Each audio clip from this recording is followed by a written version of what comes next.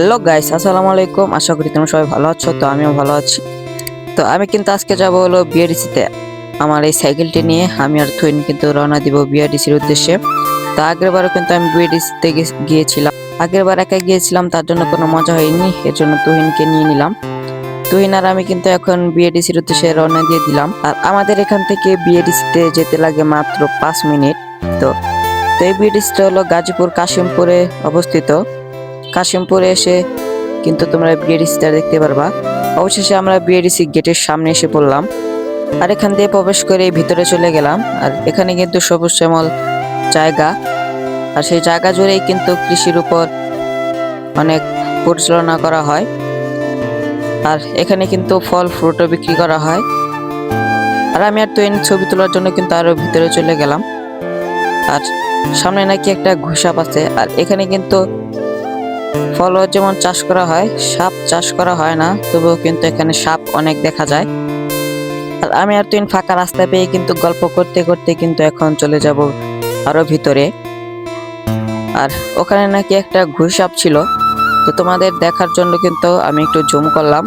তোমরা দেখতে পারছো কিনা আমি জানি না, ভিডিওটায় তেমন দেখা যায়নি। তো আমরা এই ভিউটি উপভোগ করতে করতে কিন্তু এখন কিন্তু বিআরডিসি পুরোটা ঘুরবো আর অনেক সামনে যাব ছবি তোলার জন্য। তো ঘুরতে ঘুরতে কিন্তু একবার বিআরডিসির সামনে চলে আসলাম। আর এখানে কিন্তু অফিসগুলো ছিল, যেখানে কিন্তু কৃষির উপর অনেক পরিচালনা করা হয়। আর এখানে কিন্তু বসার একটি জায়গাও ছিল। আমরা এখানে কিছু সময় বিশ্রাম করলাম, তারপর কিন্তু টাঙ্কির এখানে চলে আসলাম। আর টাঙ্কির এখানে কিন্তু একটা জায়গা ছিল, একবার ফাঁকা জায়গা। আর আমি ভাবলাম যে এখানে একটা হুইলি মারলে সুন্দর হবে। তো আমি কিন্তু হুইলি মারার চেষ্টা করলাম, দেখো তোমরা আমারটা হয় নাকি। প্রথমবার হলো না,